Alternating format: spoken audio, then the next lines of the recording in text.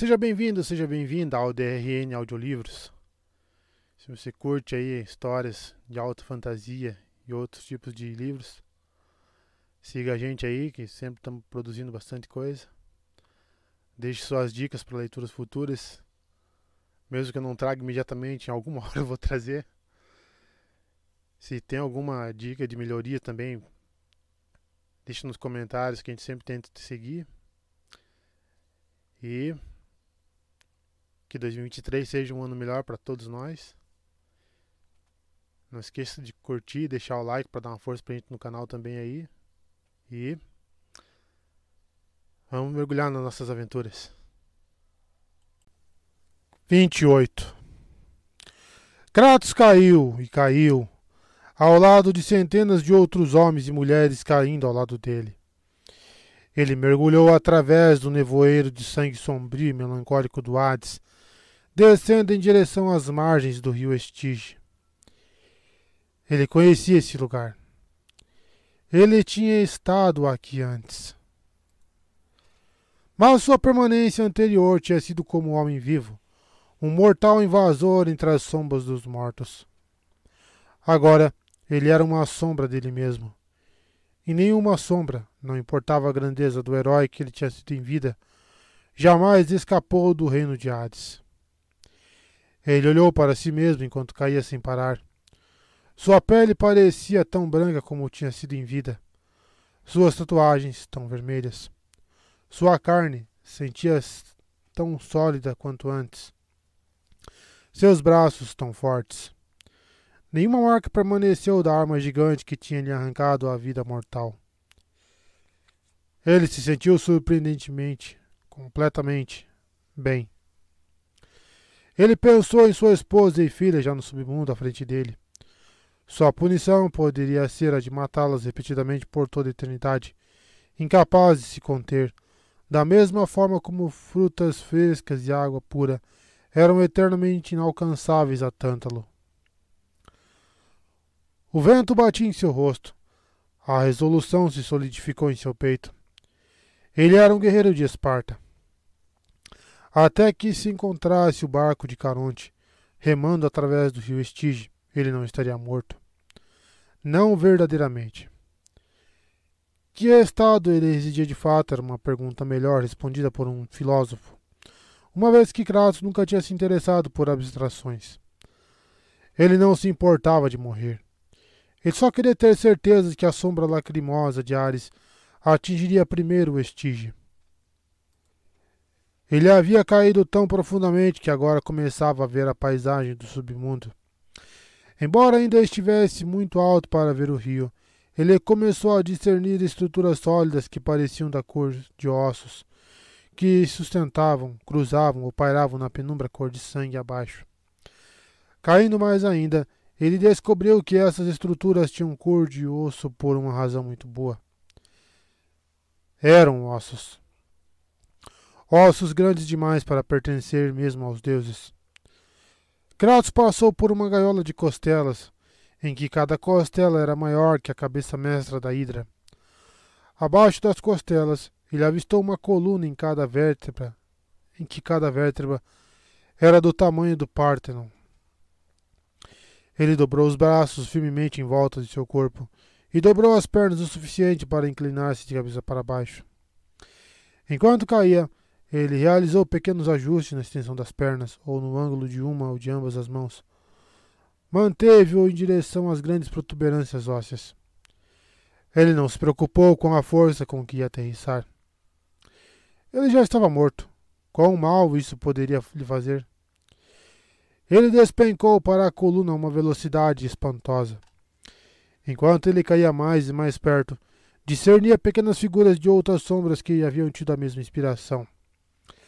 Eles se chocavam ou repousavam, ou se agarravam desesperadamente aos ossos, parecendo querer atrasar a sua queda final para o Estige. Seus últimos metros passaram em velocidade vertiginosa, e o impacto veio com um brilho branco, mas sem nenhuma dor, o que era o que ele esperava. O que ele não esperava era que quicaria. Ele se viu cair de novo, descontrolado. Ele atingiu outra vértebra, mas derrapou sobre a borda antes que pudesse pegá-la.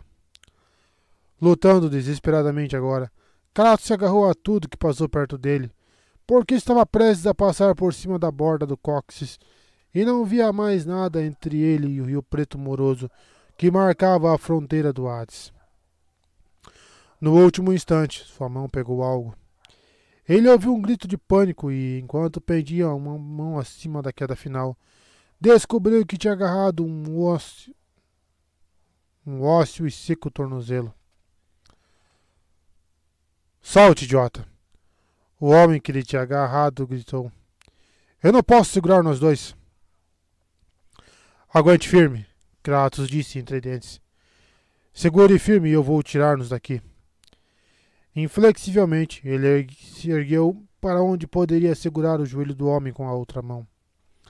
Meus braços, lamentou o homem. Você está deslocando meus cotovelos. Solte! Kratos considerou-se um homem de sorte. O homem estava tão seco que o espartano poderia fechar a mão em torno da coxa do sujeito. O homem tentou chutá-lo. Você não vai me arrastar para aquele maldito rio. Há uma tarefa deixada para mim, acima, Kratos rosnou. E eu vou concluí-la. Eu não me importo. Solte! O homem gritou enquanto Kratos erguia-se mais alto e enfiou a sua mão como uma lança profundamente na lateral do homem. Ele enganchou seus dedos sobre o ilíaco do sujeito e continuou subindo.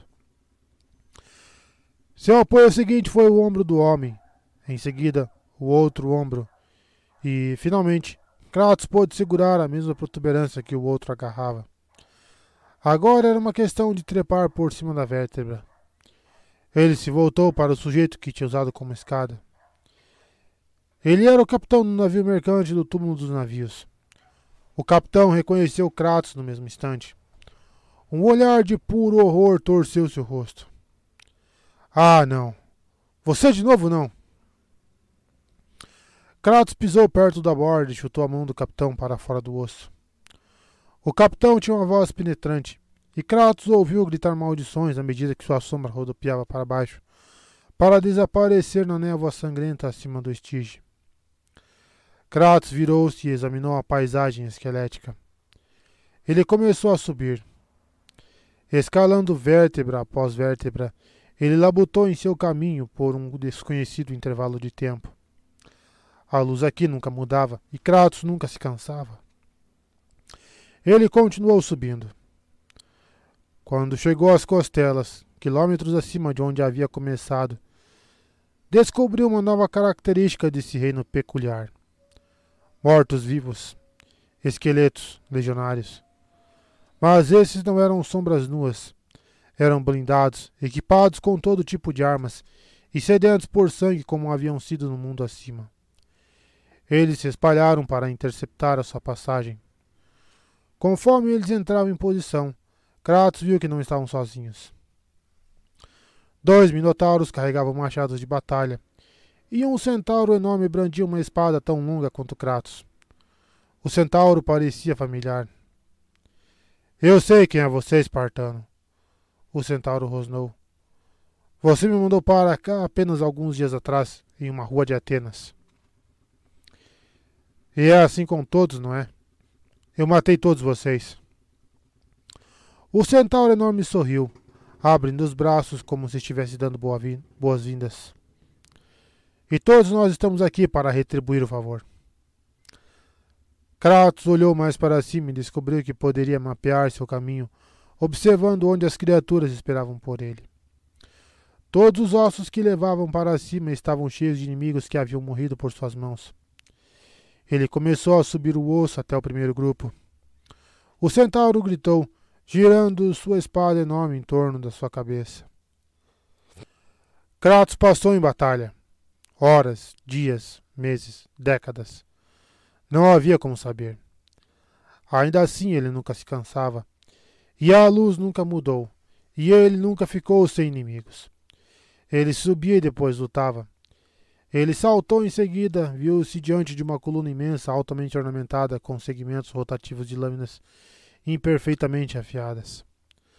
Kratos recuou e tentou ver o topo da coluna. Ela desaparecia nas névoas vermelho sangue acima. O sibilar das lâminas rotativas cortava o ar, mas não conseguia abafar os gritos de homens e mulheres que o Sr. Hades abraçava abaixo.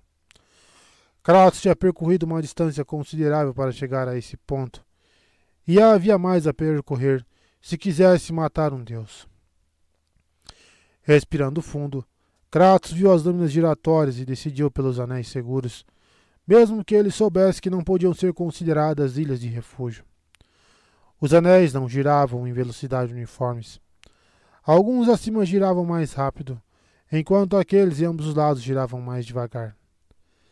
Depois que ele começou a subir, não haveria como voltar atrás, nem descanso, nem um instante de hesitação. 2 passos rápidos e um salto conduziram para cima do primeiro anel de lâminas curvas. Kratos quase teve mau êxito em sua fuga da prisão do Sr. Hades, quando uma lâmina sob seu pé esquerdo cortou parte de sua sandália. Ele deu um solavanco para cima e olhou estupidamente para baixo. Sem descanso, sem parar.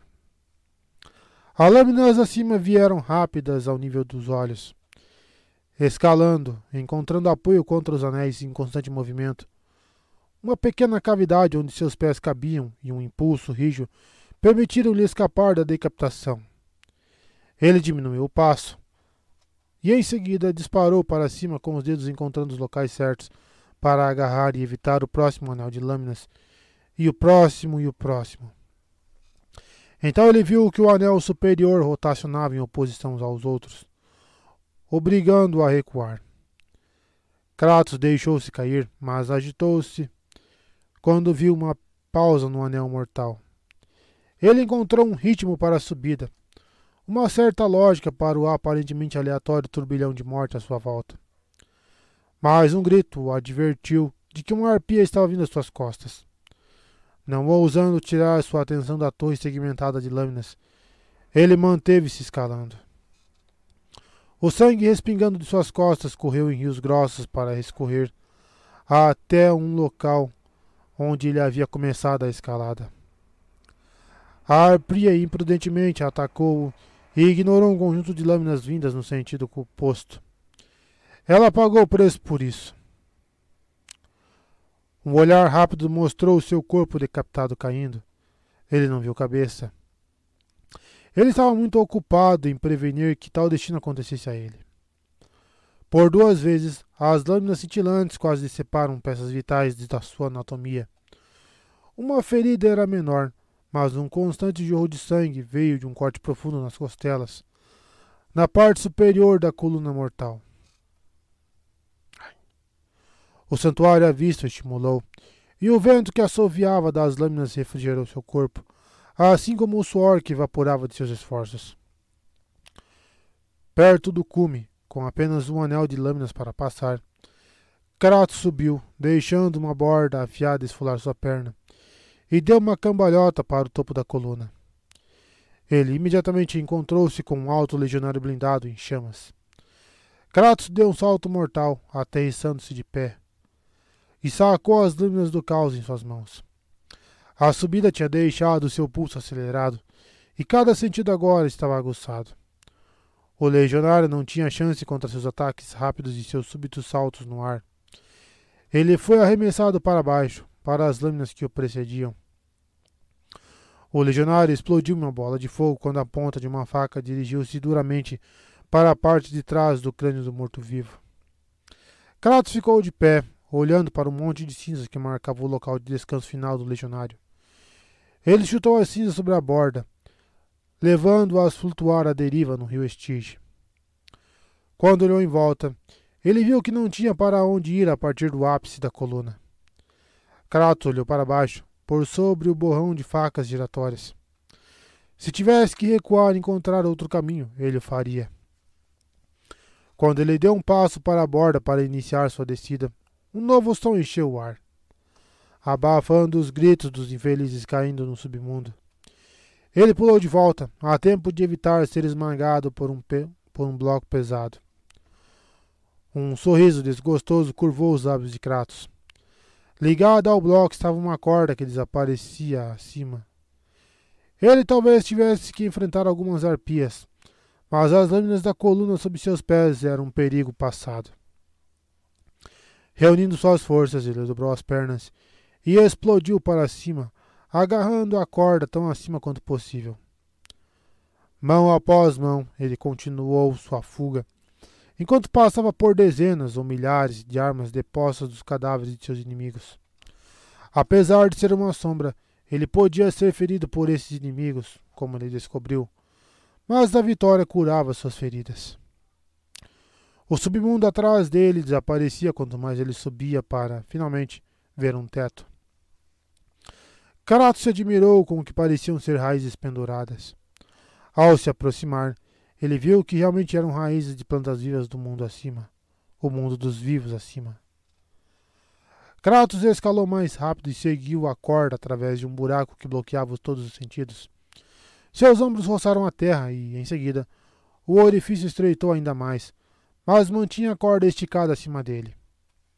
Ascendendo mais devagar, ele sentiu-se esmagado e sufocado, e ele conhecia o cheiro em suas narinas e o gosto em sua boca. Lodo, lama, terra. Ele cuspiu a boca cheia de pedregulhos e selou os lábios. Com um esforço maior do que ele já tinha acreditado que poderia invocar, Kratos forçou as mãos e depois os braços a moverem-se. Ele pressionou seus membros para cima, usando sua grande força para enviar a asfixiante terra para longe dele, abrindo um pouco mais de espaço para trabalhar. Ele começou a mover as pernas também, lutando para dobrar os joelhos ou ampliar sua posição. Seu coração batia e seus pulmões clamavam por ar. Ele pensou consigo mesmo repetidamente: sombras não precisam respirar. Sem parar para se maravilhar com esse milagre ou refletir sobre sua fonte, Kratos arranhou seu caminho para cima, rosnando e ofegando, e forçando seus membros enfraquecidos a se moverem, a subirem, para rasgar a terra acima dele e romper para a luz de ar. Somente quando seu coração palpitante parecia estar sufocando para a morte, sua mão violou o último amontoado de terra para o mundo dos vivos. O ar fresco soprou em seu rosto. Sua fadiga desapareceu. Furiosamente, ele combateu a aprisionadora terra até que pudesse ver uma noite encoberta por nuvens de vermelho sangue, brilhando e refletindo a luz dos incêndios abaixo. Atenas, ele resmungou. Estou em Atenas. Ele ergueu da boca do buraco que ele cavou e descobriu que ainda havia cerca de 7 palmos acima dele. Ele estava em uma cova aberta. Nota 6. Na mitologia grega, o rei Tândalo roubou os manjares dos deuses e serviu a eles a carne do seu próprio filho. Ele foi condenado a viver em um vale rico de vegetação e lagos no Tártaro, mas não podia saciar sua fome ou sede. A água escoava perto dele e os galhos retiravam as frutas de seu alcance. Eu acho que é rei Tântalo, né?